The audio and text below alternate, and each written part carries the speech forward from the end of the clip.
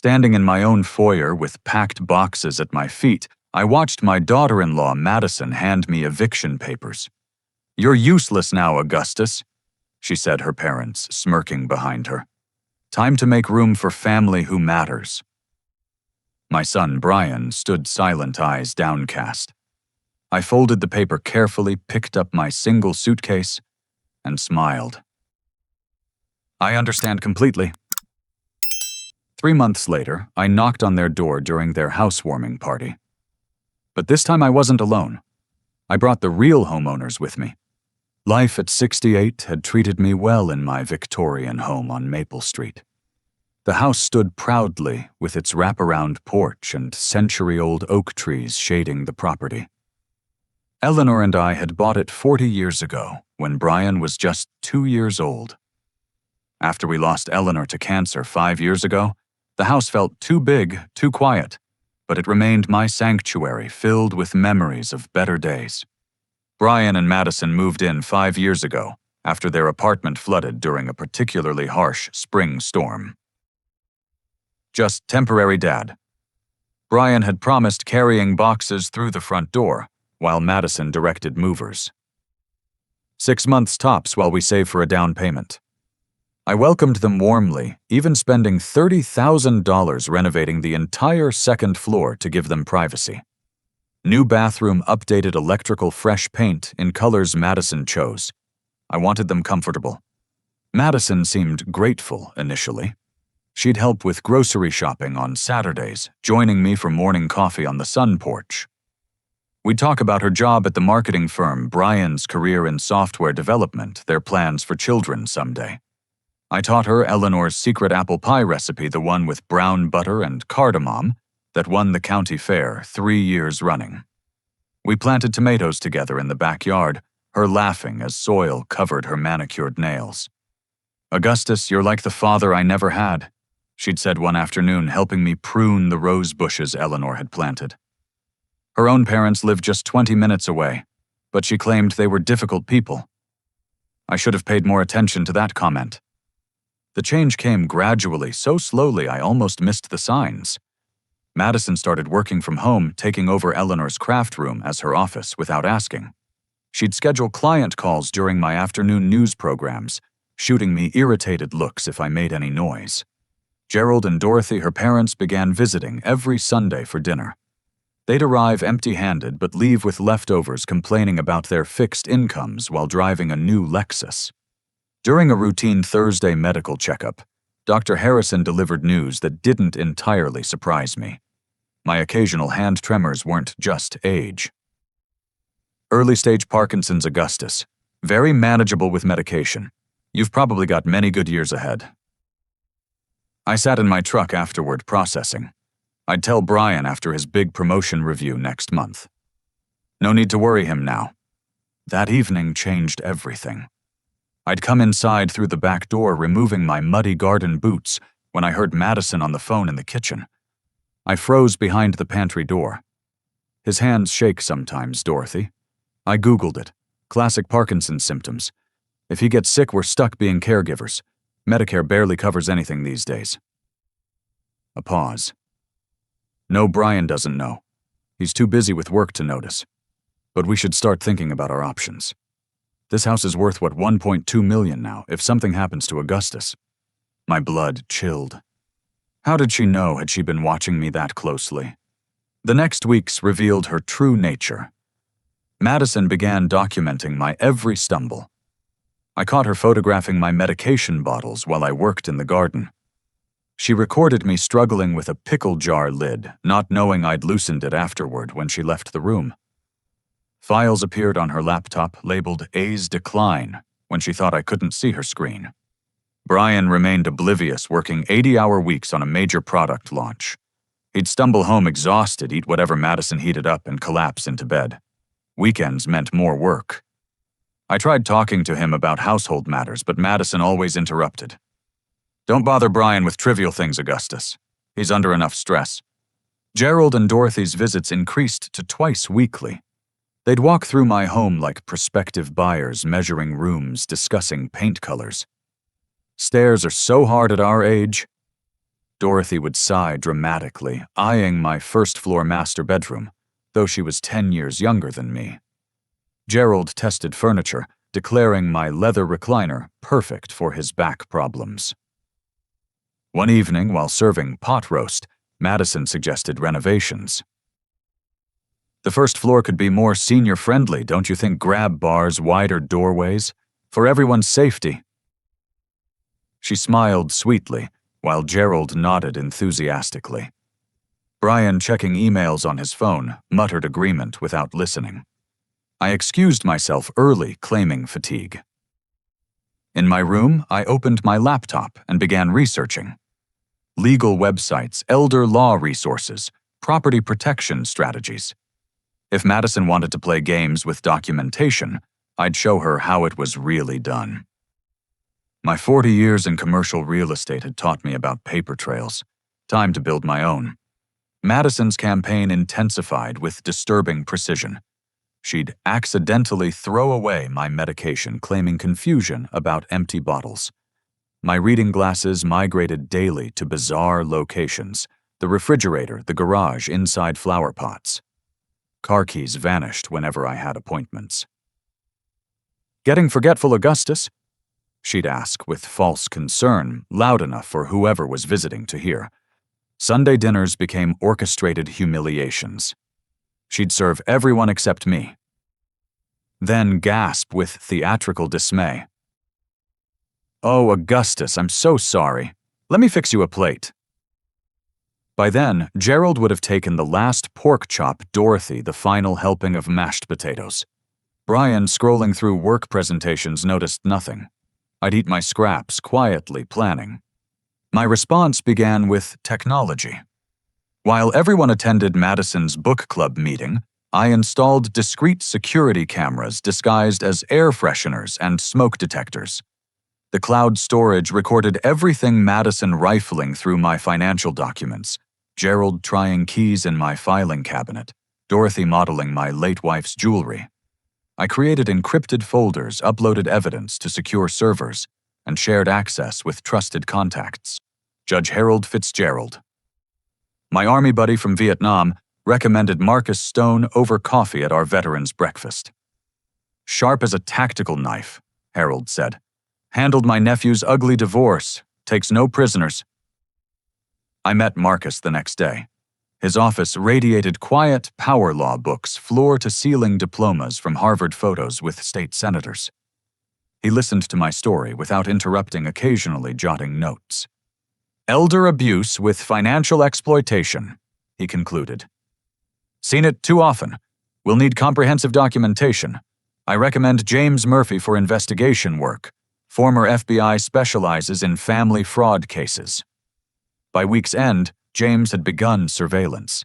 His initial reports confirmed my suspicions. Madison had researched power of attorney procedures, competency hearings, and asset transfer laws. She'd visited 3 elder care facilities, collecting brochures. The attic revelation came accidentally. I'd gone up to find Eleanor's Christmas ornaments, hoping to donate them to the church bazaar. Behind dusty boxes, I discovered Madison's journal wrapped in plastic. My hands trembled, and not from Parkinson's, as I read her meticulous plans. Year 1. Establish dependency gain. Brian's trust document. Augustus's decline. Year 2. Introduce concerns about his safety. Involve my parents for support. Research legal options. Year 3. Competency proceedings. Asset control. Relocate Augustus. Final goal. Convince Brian to sell after Augustus passes. House value approximately $1.2 million. Split between 2 properties, one for us, one for parents. Brian, too sentimental to see the opportunity. The last entry, dated 2 days ago, chilled me. Gerald and Dorothy arriving next week with moving truck. Store belongings in garage first, then gradually take over spaces. Augustus won't fight back. Too old, too weak, too trusting. She'd underestimated this old soldier. That evening I smiled through dinner as Gerald and Dorothy announced their temporary storage needs. "Just while we renovate our place," Gerald lied smoothly. The moving truck arrived as promised. I helped carry boxes, noting serial numbers, photographing contents. Madison beamed, mistaking compliance for surrender. Augustus, we're thinking you'd be safer in the ground floor guest room, she suggested that night. Those stairs must be difficult. I agreed, pleasantly, packing methodically while she supervised. The guest room, barely 200 square feet, had a view of the garbage bins. Perfect metaphor for how she saw me. Lying in that narrow bed, I heard them through thin walls planning my intervention. Madison would invite concerned neighbors, friends from her book club, even local merchants who knew me. She'd present evidence of my decline, photos, videos, testimonies from Gerald and Dorothy about finding me confused in my own home. The meeting was scheduled for Tuesday, 10 days away. I texted Marcus. They're accelerating the timeline. His response came immediately. Perfect. Let them hang themselves. Document everything. The next morning, I made breakfast for everyone, humming Eleanor's favorite hymn. Madison looked unsettled by my cheerfulness. Good. Let her wonder what this useless old man might be thinking. I had work to do, calls to make evidence to gather. She wanted to take my home. She'd learn what happened when you cornered a veteran who'd survived Tet and built a real estate empire from nothing. Gerald helped himself to my coffee using my favorite mug, the one Eleanor bought on our anniversary.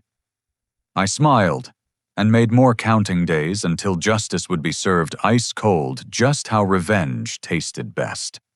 Tuesday arrived with unseasonable warmth for November. I dressed carefully in my best cardigan, the blue one Eleanor knitted our last Christmas together. Madison had spent the morning arranging chairs in the living room, fussing over coffee and pastries from the expensive bakery downtown. Her performance would be thorough. By 2 o'clock, my home overflowed with concerned citizens. Mrs. Patterson from next door clutched her purse nervously. Tom the mailman stood awkwardly by the window.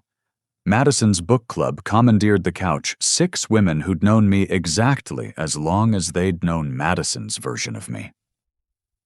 Even young Jennifer from the corner grocery had been recruited, though she looked deeply uncomfortable. Madison stood before the fireplace beneath Eleanor's portrait. The irony wasn't lost on me. Thank you all for coming. This isn't easy, but we're family, and family takes care of each other. She dabbed her eyes with a tissue she didn't need. We're worried about Augustus. She produced a leather folder, extracting photos with practiced sorrow.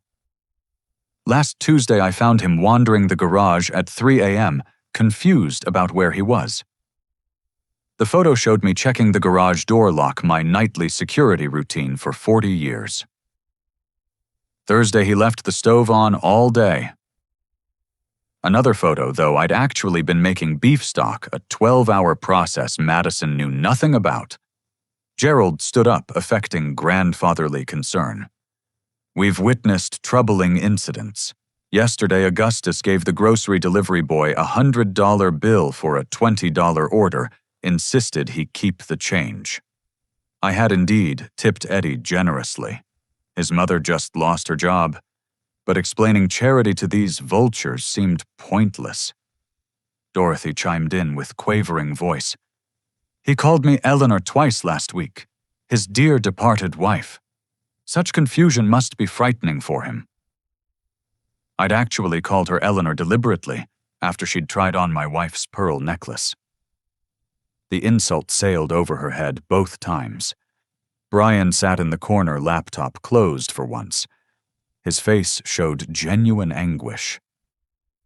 Dad, we just want you safe. Maybe it would be better. He couldn't finish. I saw Eleanor's disappointment reflecting in my mind. This wasn't the son we'd raised to stand for truth. Madison produced more papers. Sunny Acres Assisted Living has wonderful facilities. Medicare covers most costs. They have activities, medical staff, everything Augustus needs. She placed brochures on the coffee table like playing cards. His room is ready whenever he is. What about the house? Mrs. Patterson asked quietly. Madison's mask slipped momentarily before recovering. We'll maintain Augustus's home exactly as he'd want. Gerald and Dorothy will help us manage this big property. It's what family does." The room fell silent. All eyes turned to me. This was my cue for protest anger, the confused rambling of a declining mind. Instead, I stood slowly straightening my cardigan. "I appreciate everyone's concern. Madison, dear, where do I sign?" Gasps echoed through the room. Madison blinked rapidly, then recovered with Oscar-worthy grace. "Oh, Augustus, are you sure? Take time to read everything." "No need. You've thought of everything." I pulled out my reading glasses, the ones she'd hidden in the flour canister that morning. "Just show me where." Her hands trembled slightly as she pointed to signature lines. I signed with flourish, even adding the date. What Madison didn't notice in her excitement, I'd signed the wrong papers. Marcus had prepared identical-looking documents filled with lorem ipsum text. Her real papers remained untouched beneath. "There." I handed back the folder. "When should I leave?" "We thought Sunday would give you time. 72 hours is standard for eviction, isn't it?" I smiled at the irony. "Friday works better. I travel light these days." The room dispersed quickly, neighbors murmuring sympathies. Jennifer squeezed my hand at the door. "Mr. Augustus, this isn't right." I patted her shoulder. "Everything happens for a reason, dear." Brian approached as Madison supervised the cleanup. "Dad, I'm sorry. If you need anything, I need you to remember who you are," I said quietly. "Eleanor's son. My son. The boy who stood up to bullies in 3rd grade. The man who proposed to his college girlfriend because love mattered more than her parents' money. Where's that Brian?" He flinched. Madison says many things. One day you'll hear them clearly." I walked to my temporary room, leaving him with those words. The next days passed in orchestrated chaos. Madison scheduled estate sale representatives, measuring furniture, appraising Eleanor's china. Gerald sprawled in my study feet on the desk, smoking cigars, despite house rules. Dorothy redecorated mentally aloud, planning to destroy Eleanor's rose garden for a modern patio. I packed deliberately, letting them see me struggle with boxes. In reality, I'd already moved important items, Eleanor's jewelry, to a safety deposit box, photo albums, to Harold's house, financial documents, to Marcus's office. What remained was theater. Friday morning dawned crisp and clear. Madison organized another performance, the caring daughter-in-law helping confused father-in-law transition. Neighbors gathered on lawns as I loaded my old truck. Gerald carried boxes with exaggerated effort, while Dorothy directed furniture placement through my windows. Madison hugged me for the audience. "We'll visit every week, Augustus. Sunny Acres is only 20 minutes away." "I'm not going to Sunny Acres," I said loud enough for everyone to hear. Her smile faltered. "What, but you signed?" "I signed papers, just not yours." I climbed into my truck. "Take care of my house, Madison. Treat it well. You won't have it long." Driving away, I watched the rearview mirror. Madison stood frozen, while Gerald and Dorothy flanked her, all three processing my words. Brian emerged from the house, staring after my truck. In that moment, he looked 12 again, watching me leave for deployment. Some journeys you take alone, so others can find their way. Lake Harrison welcomed me with November's quiet beauty. The cabin sat on 3 acres of pine forest, purchased 20 years ago as Eleanor's surprise retirement gift. Madison never knew it existed. Brian had visited once as a teenager, preferring city conveniences to rustic charm. Their loss became my sanctuary.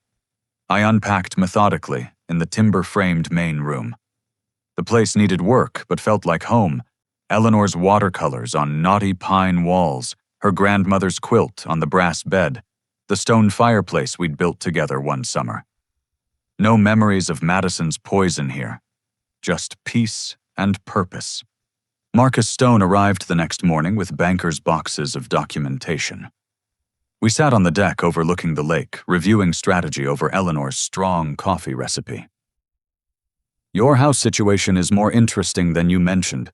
He began spreading papers across the picnic table. "The Maple Street Trust established 1985. Irrevocable.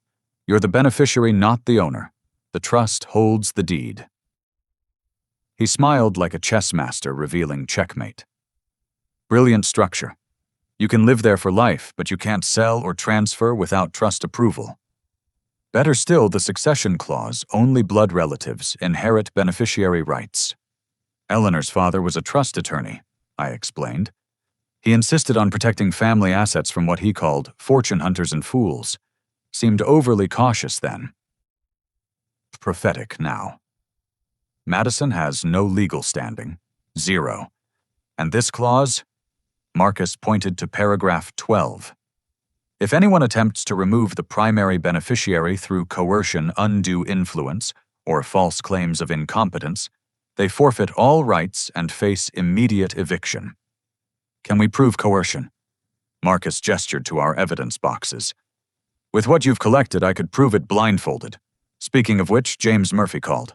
His investigation uncovered additional concerns. James arrived that afternoon in an unmarked sedan, looking every inch the former FBI agent. His report was thorough and damning. Madison had been siphoning money from Brian's accounts for 2 years, funding her parents' gambling debts. Casino records showed Gerald dropping thousands monthly at Riverside Boats. Dorothy preferred online poker badly. "There's more," James continued. "Madison's been having an affair. Personal trainer named Derek. She pays for private sessions from Brian's credit card, but they spend more time at the Marriott than the gym. I have photos, credit card records, even text messages she thought were deleted." My heart broke for Brian. Bad enough to lose his home and father. Discovering his wife's betrayal would shatter him. "Does she plan to stay married? Check this out." James produced printed emails between Madison and a divorce attorney. "She's planning to file after gaining control of your house. Claim emotional distress from caring for Brian's difficult father. Seek alimony plus half the assets. She figures the house value makes Brian worth divorcing. The cruelty took my breath away. Use me to steal from my son, then abandon him once the prize was secured." Eleanor would have seen through Madison instantly. I'd been too eager for Brian's happiness, too willing to believe the performance. That evening, Brian called. His voice sounded strained, unnatural. "Dad, Madison's worried. You seemed confused when you left. She thinks you didn't understand the assisted living agreement." I heard her coaching in the background. "Tell him about the evaluation," she hissed. "She's scheduled a competency evaluation next week. For your own good." He paused. "Dad, where are you? The facility says you never checked in." "I'm safe, son. Fishing. Thinking. Don't worry about me." Madison says many things. Pay attention to what she does." I hung up gently, knowing she'd interrogate him about every word. The next days brought social media theater. Madison posted constantly portraying herself as the devoted daughter-in-law sacrificing for family. Photos showed Gerald reading in my library, Dorothy tending Eleanor's garden, Madison cooking in Eleanor's kitchen using her grandmother's china. Starting fresh in our forever home garnered hundreds of sympathetic comments. No mention of the evicted father-in-law. I responded by finalizing legal preparations. The trust's management company, Fortress Financial, assigned their best litigators to our case. They took attempted fraud against trust beneficiaries personally. We filed comprehensive charges: elder abuse, financial exploitation, fraud, conspiracy theft. The evidence filled 3 filing cabinets. Dr. Patricia Morse conducted my competency evaluation at her downtown office, court-appointed, impeccably credentialed, impossible to influence. She put me through 4 hours of cognitive tests, medical examinations, psychological assessments. I showed her my documentation, including proof of Madison's drugging attempts. "Mr. Augustus," she concluded, You show remarkable cognitive function. Your strategic planning alone demonstrates exceptional mental capacity. You're not just competent, you're operating at a level many 30-year-olds couldn't match. What's been done to you constitutes criminal elder abuse. Her report would devastate Madison's case. But I wasn't finished. I hired professional movers, scheduling them for a specific date. Arranged process servers, coordinated with the sheriff's department. Every piece aligned perfectly on my chessboard. The housewarming invitation arrived Tuesday, elegant calligraphy on cream cardstock. Gerald and Dorothy's welcome home celebration. Madison's handwriting added a personal note. No need to come, Augustus. Enjoy your new home. She included a photo of my bedroom repainted hospital white. I responded immediately by RSVP. Wouldn't miss it. Bringing special guests. Madison texted Brian within minutes. Why did you tell him about the party? Brian responded, I didn't even know about it. Let her wonder. Let her worry. Let her feel what I'd felt watching her dismantle my life. The difference, her fear, was justified. Storm clouds gathered over Lake Harrison as I planned final preparations. Nature itself seemed ready for the reckoning Madison had earned. Eleanor always said justice delayed wasn't justice denied, just justice served colder. Time to test that theory. Marcus filed our lawsuit at precisely 9 a.m. Monday morning. The clerk at district court, recognizing the case's magnitude, assigned it to Judge Catherine Brennan, known for her zero-tolerance approach to elder abuse. By noon, Fortress Financial's legal team had joined our cause, adding their considerable resources to what was becoming a devastating legal assault. They're taking this personally, Marcus explained during our strategy call. Attempted fraud against trust beneficiaries threatens their entire business model. They want Madison's head on a legal platter. The trust company's lead attorney, Sandra Whitfield, was legendary in financial litigation circles. Harvard Law Review editor, former SEC prosecutor, undefeated in trust fraud cases. She reviewed our evidence with satisfaction bordering on glee. This woman left a paper trail like breadcrumbs. Does she think elderly means stupid? We added charges methodically elder abuse with special circumstances, financial fraud exceeding $50,000 conspiracy to commit fraud identity theft for the forged loan documents, and my personal favorite attempted grand theft of real property. Each charge carried significant penalties. Combined, Madison faced potential decades in prison. James Murphy's continued investigation yielded gold. The home equity loan Madison orchestrated was staggering $300,000 against my house, using forged documents with my signature. She'd convinced Brian it was for emergency renovations after fictional foundation problems. The money went to offshore accounts, Gerald's casino debts, and a down payment on a condo in Derek's name. She's been planning this for 3 years, James reported. The trainer was her exit strategy. Use Brian for the house, dump him once she had control, start fresh with Derek. He produced photos of Madison and Derek at jewelry stores, looking at engagement rings while Brian worked overtime to pay for their betrayal. Dr. Morse's competency report arrived by courier marked confidential. Her conclusions were devastating for Madison. Mr. Augustus demonstrates exceptional cognitive function across all measured parameters. His strategic thinking and documentation suggest someone operating at peak mental capacity.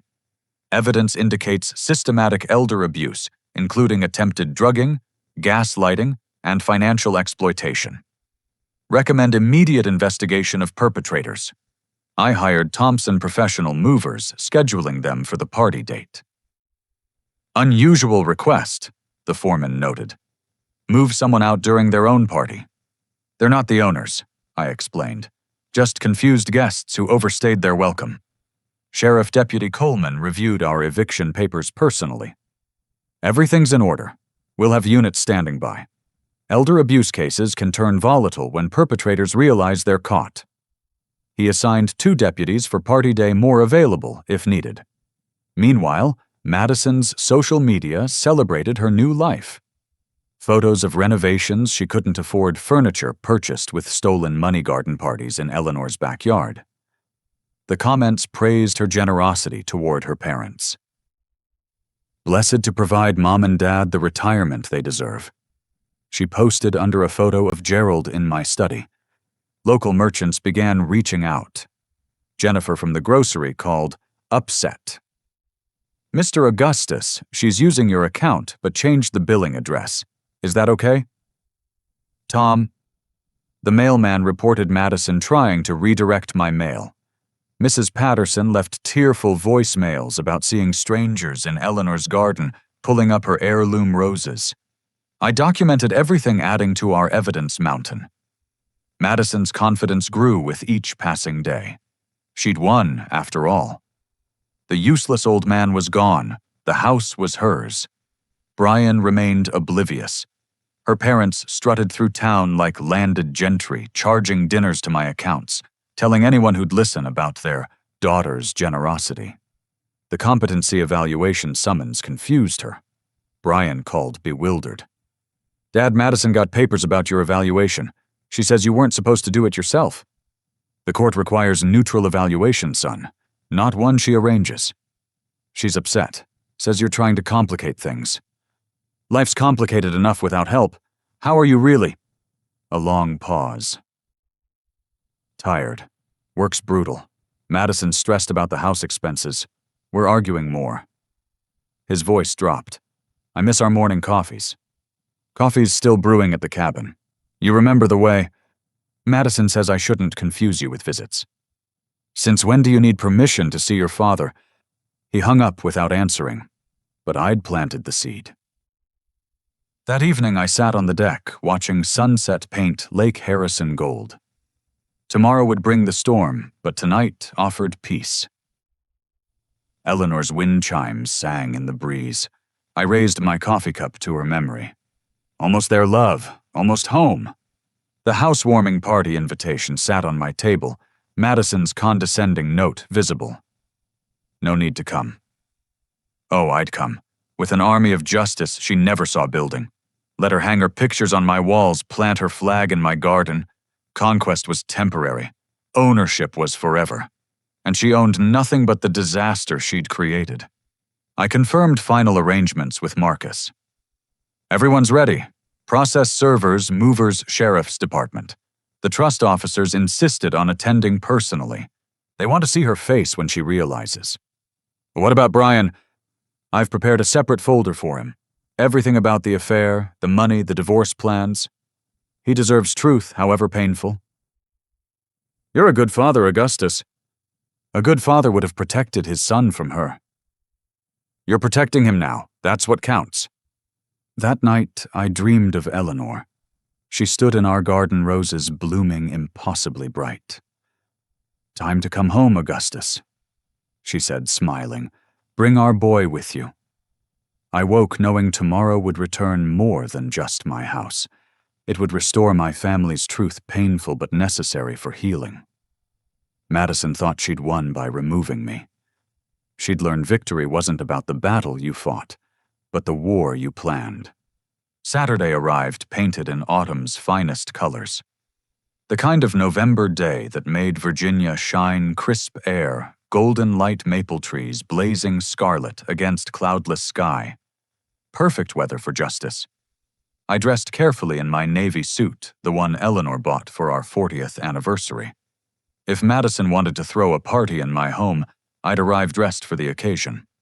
The convoy assembled at Marcus's office, his BMW, the Fortress Financial Town Car, Deputy Coleman's marked cruiser, 2 unmarked police units, and 3 moving trucks waiting discreetly. I rode with Marcus, watching familiar streets pass. Every landmark held memories: the park where Brian learned to ride a bike, the church where Eleanor sang choir, the bakery where we bought Danish every Sunday for 40 years. Nervous? Marcus asked. Determined. There's a difference. Cars packed my street and driveway. Madison had invited everyone her book club. Brian's co-workers, neighbors who'd lived here, decades local business owners. Music drifted from the backyard Eleanor had designed. I glimpsed white party tents, catered tables, probably 100 guests celebrating in my garden. We parked, strategically blocking the driveway exit. Madison couldn't flee if she wanted. I led our procession to my front door, rang my own doorbell. The irony wasn't lost. Madison answered wearing a cocktail dress that cost more than most mortgage payments, diamonds glittering at her throat. My wife's diamonds, I realized with cold fury. Augustus. Her smile faltered, seeing my companions. And friends. Business associates, I corrected. We have matters to discuss with the current occupants. This is a private party. In my house. Shall we? I stepped past her frozen form, the others following. The home felt wrong. New paint colors, modern furniture replacing Eleanor's antiques, family photos gone. They'd erased 40 years in 3 months. Guests mingled throughout rooms I'd built with my own hands. Gerald held court in the library, playing Lord of the Manor with my books as backdrop. Dorothy showed off their kitchen renovations to Madison's friends, not mentioning the forged loan funding them. Brian stood near the fireplace, looking miserable in an expensive suit, checking his phone constantly. Dad, he approached cautiously. What's going on? I touched his shoulder. Justice, son. Long overdue. Stay close. This concerns you. Madison materialized, grabbing Brian's arm. Your father's confused again. These people are taking advantage. Mrs. Madison Stevens. Marcus interrupted formally. I'm Marcus Stone, representing Augustus and the Maple Street Trust. This is Sandra Whitfield from Fortress Financial, the Trust's management company. We have documents requiring immediate attention. The room gradually quieted as guests noticed the official tone. Gerald started toward the back door, but found Deputy Coleman blocking his path. Dorothy clutched her pearls, swaying dramatically. Madison's mask slipped, revealing calculation beneath. This is harassment. Augustus signed papers. He agreed to assisted living. Actually, Marcus produced documents. He signed nothing legally binding. Your papers remain unsigned. Moreover, this property is held in an irrevocable trust. Mr. Augustus is the beneficiary, not the owner. You have no legal standing here whatsoever. Sandra Whitfield stepped forward. The trust has specific provisions. Any attempt to remove the beneficiary through coercion or false claims results in immediate eviction. You've violated every provision spectacularly. Furthermore, Marcus continued, loud enough for all to hear. We've filed criminal charges: elder abuse, financial fraud, identity theft, conspiracy. The evidence is comprehensive and damning. Madison's face cycled through emotions: disbelief, anger, fear. This is ridiculous. Brian, tell them. But I was already handing Brian a thick folder. Everything's in here, son. The affairs with Derek, the gambling debts, the forged loan, the divorce plans. Read it when you're ready. Know that none of this is your fault. Brian opened the folder slowly. Color drained from his face as he saw credit card statements, private investigator photos, email printouts. His hands shook, turning pages. The room held its breath, watching his world shatter. Is this true? His voice came out strangled, holding up a photo of Madison entering the Marriott with Derek. Madison stammered. Brian, honey, that's not, I can explain. $300,000. He found the loan documents.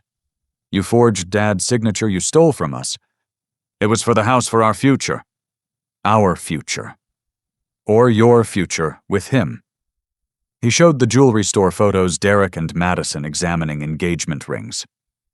While I worked myself to death, you were planning to leave. The audience shifted uncomfortably. Madison's book club friends exchanged glances. Neighbors whispered. Gerald tried again for the door, but deputies blocked every exit. Dorothy collapsed into a chair, fanning herself uselessly. 30 days. Marcus announced, serving eviction papers. You have 30 days to vacate the premises. Given the criminal charges, I'd suggest finding attorneys immediately. "You can't do this!" Madison shrieked, abandoning all pretense. "I made this house beautiful. I cared for it. Augustus abandoned it." "I left because you forced me out," I said calmly. "You called me useless, said I didn't matter. But you forgot something important. This house isn't just property. It's my family's legacy protected by law and love. You're merely trespassers who confused kindness for weakness." Brian stepped away from Madison, closer to me. "Dad, I'm sorry. I'm so sorry. I should have seen—" "You saw what she wanted you to see. That's how manipulation works. But you see clearly now. That's what matters." Madison lunged toward me, but Sandra Whitfield intercepted. "Assault would add to your charges. I'd recommend restraint." "Get out!" Madison screamed at the crowd. "Party's over, everyone out."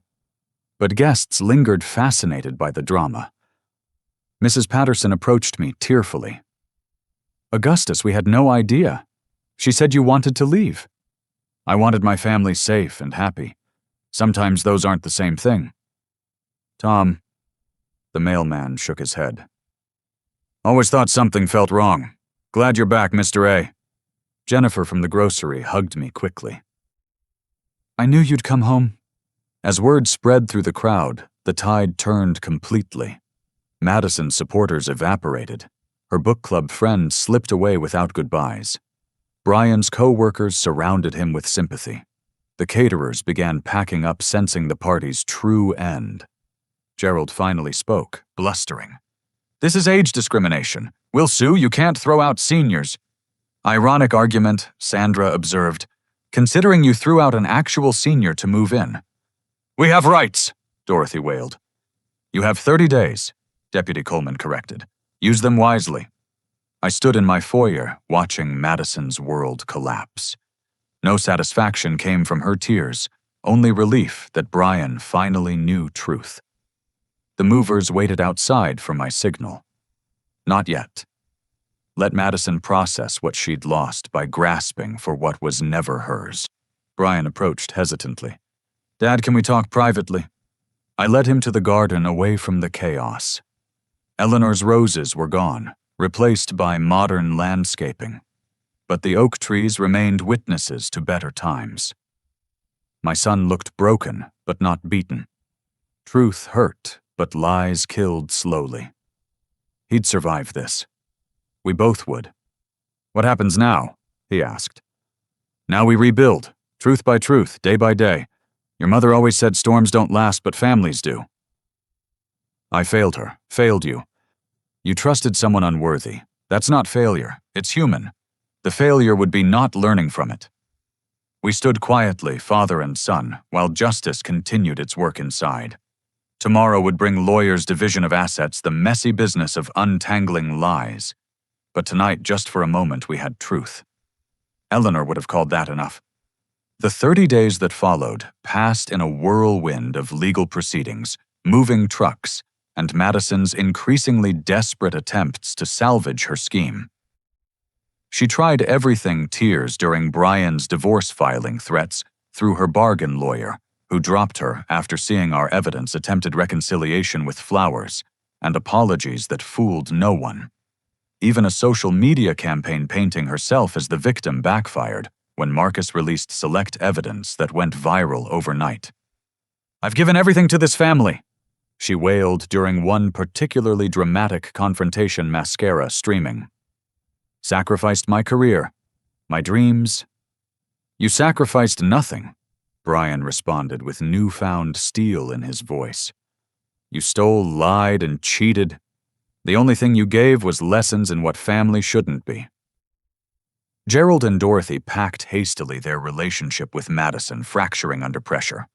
The stress of losing their free mansion and meal ticket proved too much. They blamed each other, then Madison, then me, for not dying quickly enough for their timeline. By week 2, they'd fled to Dorothy's sister in Oregon, leaving Madison to face consequences alone. Their abandonment broke something in her. The woman who'd orchestrated elaborate schemes couldn't accept her parents choosing flight over fight. She showed up at the house drunk one night, pounding on doors, screaming about ungrateful fathers. Deputy Coleman arrived to find her passed out in Eleanor's former rose garden, clutching the eviction notice. Moving day arrived gray and drizzling appropriate weather for Madison's exodus. No friends helped her load the small rental truck. No book club members offered support. Even Derek the trainer had vanished, apparently finding a new client with better financial prospects. She packed alone the designer clothes and jewelry she couldn't afford anymore. The furniture bought with stolen money that courts would eventually reclaim. Brian had stayed with me at the cabin during the transition, rediscovering the son I'd raised. We fished at dawn, cooked simple meals, talked about Eleanor and truth, and starting over. Therapy helped him understand how manipulation worked, why smart people fell for emotional predators. She chose me because I was vulnerable after Mom died, he realized. Grieving people make easy targets. The criminal charges proceeded swiftly. Madison pled guilty to reduced charges to avoid trial, receiving 3 years probation, mandatory restitution, and a permanent record that would follow her forever. The forged loan was reversed after extensive paperwork. The money she'd stolen would take years to recover, but Fortress Financial's insurance covered most losses. Gerald and Dorothy faced their own charges, though age and distance complicated prosecution. I returned to Maple Street on a brilliant December morning, Brian beside me. The house felt wounded, but not broken. Madison's modern touches were easily removed, revealing Eleanor's classic style beneath. We spent weeks restoring original colors, returning family photos to walls, rebuilding the rose garden with heritage plants from the Botanical Society Eleanor had supported. Mrs. Patterson cried when she saw us planting roses. Eleanor would be so happy. I'm sorry I didn't speak up sooner, Augustus. We all saw things weren't right. Speaking up is hard when you only see pieces. Madison showed everyone different fragments. You couldn't see the whole picture. Tom delivered mail with a grin, now always stopping to chat. Jennifer from the grocery introduced her mother, who'd started a petition supporting elder rights after hearing our story. The neighborhood that had watched my exile in silence now surrounded us with support, as if collective guilt needed collective healing. Brian met Sarah at his therapist's grief support group. A pediatric nurse with gentle humor and zero tolerance for deception, she approached relationships with the careful hope of someone who'd also been betrayed. Their first date was coffee at the kitchen table, me conveniently gardening within earshot. She laughed at Brian's nervousness, complimented Eleanor's photo, and asked real questions about real things. I like her, I told Brian afterward. She's nothing like Madison. That's why you like her. Truth recognizes truth. 6 months later, we hosted a real housewarming party. The same rooms that had witnessed Madison's false victory now held genuine celebration. Judge Fitzgerald brought war stories and homemade wine. Marcus Stone arrived with his family children racing through halls their mother's work had protected. Sandra Whitfield from Fortress Financial presented a framed trust document joking we'd made legal history. Even Dr. Morse attended with her husband, marveling at the home's transformation. From crime scene to family sanctuary. Augustus, you've performed miracles. No miracles, just truth and time. Brian stood to make a toast as sunset painted the room golden. Sarah held his hand steady and sure. To second chances earned, not given. To family blood and chosen. To my father who taught me that strength isn't about never falling, it's about how you stand back up. And to my mother whose love protected this home even from heaven. We raised glasses to Eleanor's portrait, her painted smile seeming especially warm. The house hummed with life again, children playing friends, laughing stories shared over good food. This was what Madison never understood. Home wasn't about property values or possession. It was about people who stayed through storms, who planted roses that outlived the gardeners, who protected legacy for generations not yet born. Later, as guests departed, and Brian helped Sarah with her coat, I stood in my study. Everything was precisely as Eleanor and I had arranged it 40 years ago. Books, alphabetized photos chronicled, memories preserved. Madison had occupied this room but never owned it. She'd stolen space but not spirit. My phone buzzed with a text from an unknown number. Madison. I realized, recognizing the area code. I hope you're satisfied. You've ruined everything. I deleted it without responding. Some people never learned that ruin was self-inflicted, that satisfaction came from building rather than stealing. Let her blame others from whatever studio apartment housed her now. We had lives to live, roses to tend, grandchildren to hope for. Looking back, I should have seen the signs sooner. The calculated kindness, the strategic tears, the parents who measured rooms while pretending to visit. But perhaps the timing was perfect. Brian needed to learn about wolves dressed as family. I needed to remember that age meant wisdom, not weakness. Together we discovered that the greatest revenge wasn't destruction, it was restoration. Madison thought she'd stolen my home. Instead, she'd given me back my son, strengthened my community, and proven Eleanor's wisdom about trust documents and truth. Some thieves took objects, others gave gifts they never intended. Madison's cruelty had backfired so completely that I almost felt grateful. Almost. The Parkinson's progresses slowly, managed with medication and stubbornness. Brian and Sarah visit daily, bringing laughter and purpose. The rose garden blooms magnificently, Eleanor's legacy, in every petal. The house stands strong, protected by law and love, ready for whatever comes next. Gerald and Dorothy never returned from Oregon. Their daughter's emails went unanswered, her calls blocked. Even con artists had standards, apparently. Madison, last anyone heard, she worked at a car rental agency in Nevada, living alone in a studio apartment. Her social media went dark after the scandal broke.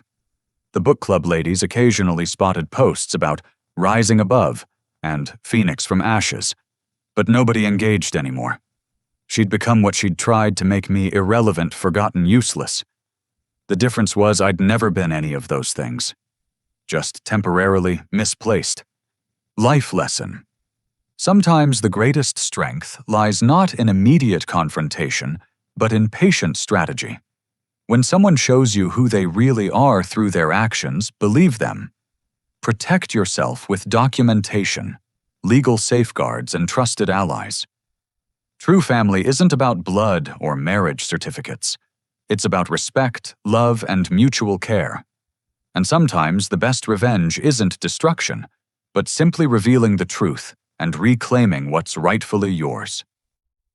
Justice served cold with proper documentation and legal backing is far more satisfying than any heated argument could ever be. Guard your legacy trust wisely, and remember those who try to steal your home often end up homeless themselves, not through your actions, but through their own choices. Build with love, protect with wisdom, and never apologize for defending what matters most. Have you ever faced betrayal from someone you trusted like family? How did you find the strength to stand up for yourself while maintaining your dignity? I'd love to hear your stories of triumph over those who mistook kindness for weakness. Please share your experiences in the comments below. Your story might help someone else facing similar challenges. If this story resonated with you, please like and subscribe to hear more tales of justice and redemption. Share this with anyone who needs reminding that it's never too late to reclaim your power and protect what's yours. Thank you for joining me on this journey, and remember, you're never too old to fight back, never too weak to win, and never alone when truth stands beside you. Until next time, stay strong, stay smart, and keep building that beautiful life you deserve.